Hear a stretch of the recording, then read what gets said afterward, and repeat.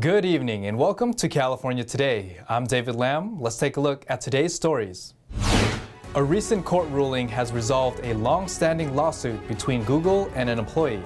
The court ruled in favor of the employee, stating the tech giant's confidentiality agreements violate state laws. A train derailed in Los Angeles. The accident happened near the site where the thousands of stolen and damaged packages were strewn across the railroad tracks. A new proposal in the state calls for increasing taxes on high-earning individuals and corporations. It aims to use the funds to incentivize electric vehicle purchases for low-income communities. San Francisco released updated information regarding the city's CCP virus or COVID-19 infection rates. Teenagers are seeing the highest number of infections. According to the latest from the California Department of Public Health, San Francisco's are testing positive for COVID-19 every day. The age group with the highest number of infections are 12 to 17-year-olds. The 7-day rolling average case rate shows the trend in new cases per 100,000 residents by vaccination status.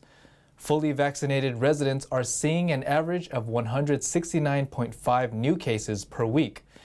Unvaccinated residents are seeing an average of 342.7 new cases.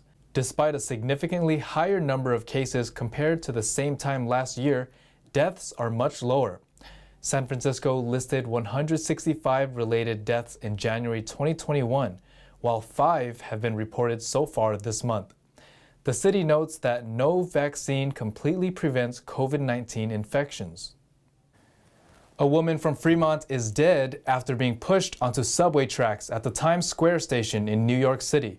The alleged perpetrator has been arrested. NTD's Arian Pastar spoke with the passenger who was on the incoming train. The 61-year-old suspect fled the scene after allegedly pushing 40-year-old Michelle Gue onto the tracks, killing her. He later turned himself in. A video clip of him being led out of the station is circulating on the internet, where reporters ask him if he pushed Gue onto the tracks. Push that woman on down! What are you doing? Push the woman on the tracks? Yeah, because I'm God. Yes, I did. Why? Because I'm God. I can do it. Why say it? Because I'm God. Anna Crutchen was a passenger on the incoming train that day. I remember everybody was like pushed from the shock of the train stopping, the brakes hitting.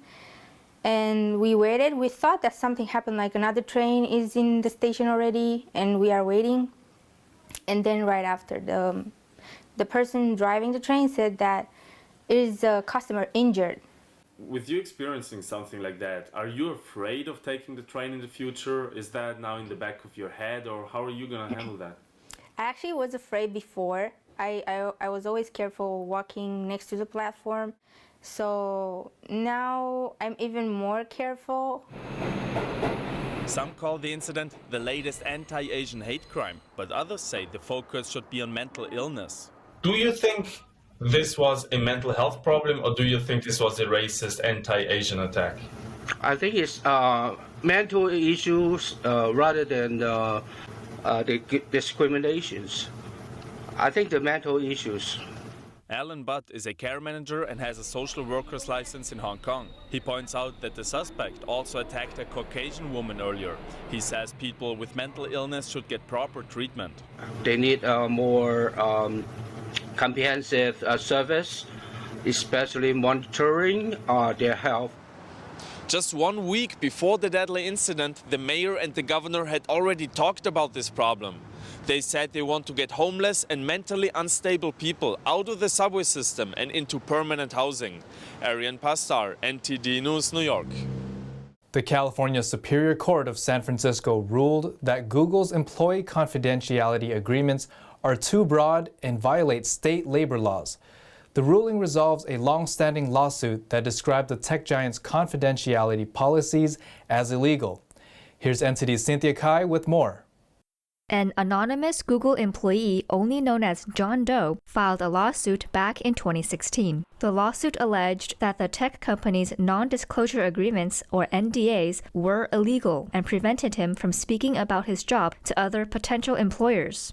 California Superior Court Judge Ann Christine Masulo ruled in favor of the employee on Thursday. Judge Masulo said that Google's NDAs regarding employee mobility amount to a non-complete cause, which are illegal in California. However, the judge declined to make a judgment on other allegations that Google's agreements blocked whistleblowing and sharing information about wages with other coworkers. Google did not respond to a request for a comment by Airtime. The lawsuit also accused the company of encouraging employees to tell on each other if they think someone leaked information to the press. The lawsuit alleged employees are essentially barred from discussing anything about Google anywhere. Of the lawsuit's 15 causes of action, the court granted 2. It is still unknown whether Google will appeal the ruling. Ramzi Hanafi, a partner with HQ Law, told the Washington Post that if Google does not appeal or loses the appeal, it could impact how much power companies hold over employees. He said companies may need to rewrite their NDAs. Cynthia Kai, NTD News, California. A ballot proposal would raise billions of dollars for electric cars and charging stations. The proposal calls for increasing taxes on high-income individuals and corporations to fund the program. A new proposal would fund several billions of dollars to go green if it gets on California's ballot and passes. The Clean Cars and Clean Air Act would provide financial incentives for those wanting to buy electric vehicles or set up EV charging stations. The Clean Cars and Clean Air Act proposal was filed on December 13th to the Attorney General's office and would be funded in one of 2 ways. Anyone who has taxable income over $2 million would be taxed by 1.75% on the portion over $2 million. Or corporations with a net income over $20 million will be taxed 2.45% on the portion over $20 million. Banks and financial corporations are exempt. According to the Orange County Register, proponents of the proposal must raise over $2 million needed to gather 623,000 signatures by July 11th. The proposal states that the largest sources of greenhouse gas emissions comes from transportation and wildfires, so part of the funds would go towards wildfire prevention and suppression. If passed, the new tax changes would begin on January 1st, 2023. David Lamb, NTD News, California. In Los Angeles, crews are working to clear tracks after a train derailed over the weekend. It's near the site where cargo thieves ransacked the cars last week. NTD's Eileen Ang brings us more. Union Pacific crews worked to clear tracks after a train derailed in East Los Angeles. The derailment happened near the area where cargo thieves left thousands of empty boxes last week. Union Pacific told KTLA that 17 cars derailed at around 4 p.m. on Saturday. A spokesperson for the company said they are working to clean the debris. Anything that can be identified and returned to the shipper will be. They plan to donate the salvageable items and recycle other debris. The derailment is still under investigation. Last week, thousands of opened and damaged packages were strewn across the railway tracks in Lincoln Heights. Authorities say thieves would jump on the train, easily break the locks, and take whatever they see. Residents who live around the area say the robberies have always been around the railroad tracks, but have spiked during the pandemic. One YouTuber live-streamed thieves stealing from the cargo back in November. There's really no locks. It's just what it is security tags that basically just let you know that nobody's entered the container. He also recorded the police arresting 2 people who were previously looting from a cargo. Somebody breaking into the trains. They had opened up 3 or 4 of the upper containers. And then the train actually stopped for a long time and they were up in the container tossing stuff out. Well, LAPD just showed up and is making an arrest of the 2 people who were breaking into the containers as they got in their car to drive away with what they had looted from the train.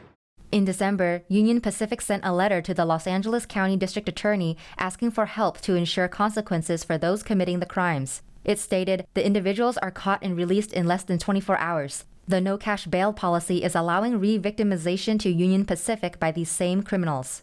And the criminals boast to the officers that their actions won't have serious consequences anyway. In response, the DA's office said they will discuss this issue more in the coming weeks.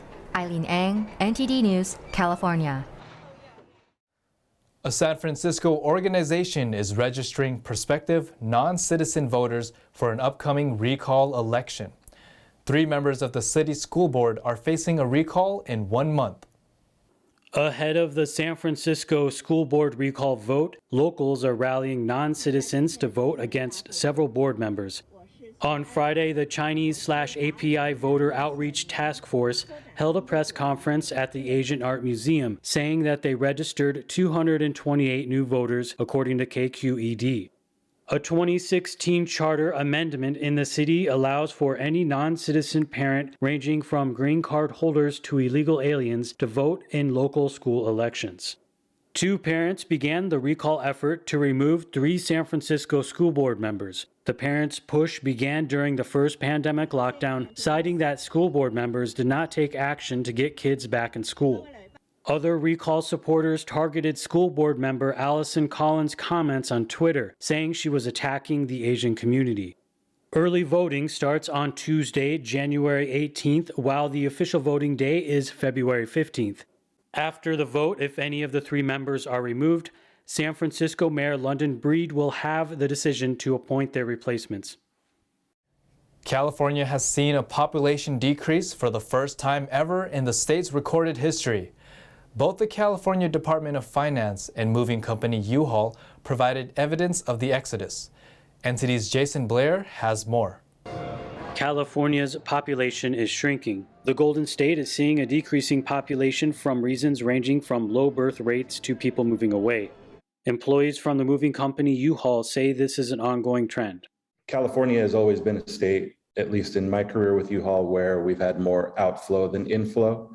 And certainly that was increased by the pandemic in 2020. And so we had a lot more people leaving the state at that time. The company reported California ranked 50 out of the 50 states and had the highest net loss of one-way U-Haul trucks. They also reported that they ran out of truck inventory in the state.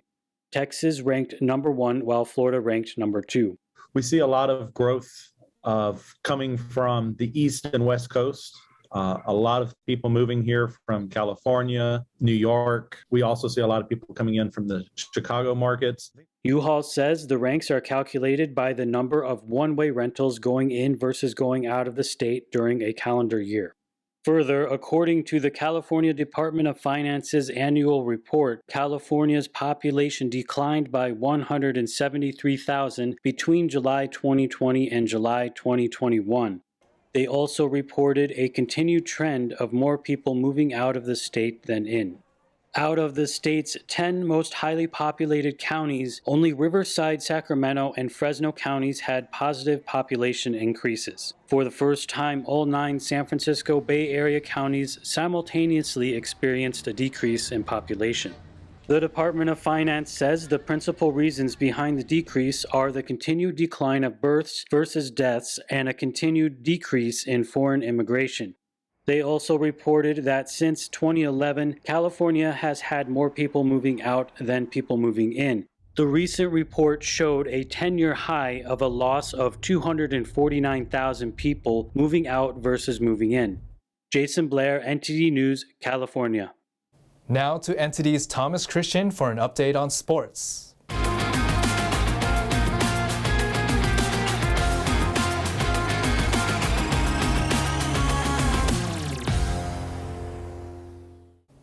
I'm Thomas Christian, taking you through the California Today Sports Roundup. Karl Anthony Towns put up a 26-point, 11-rebound double-double, and host Minnesota took advantage of the absence of Golden State stars Stephen Curry and Draymond Green to post a victory at Minneapolis. Jalen Noel and Malik Beasley combined for 8 three-pointers off the bench, helping the Timberwolves win for the 5th time in their past 7 games. The Warriors, who were without Draymond Green for the last 4 games, sent Curry home a night early with right-hand soreness he experienced in Friday's win at Chicago. Jordan Poole had 20 points Sunday to pace for Golden State. Timberwolves 119, Warriors 99.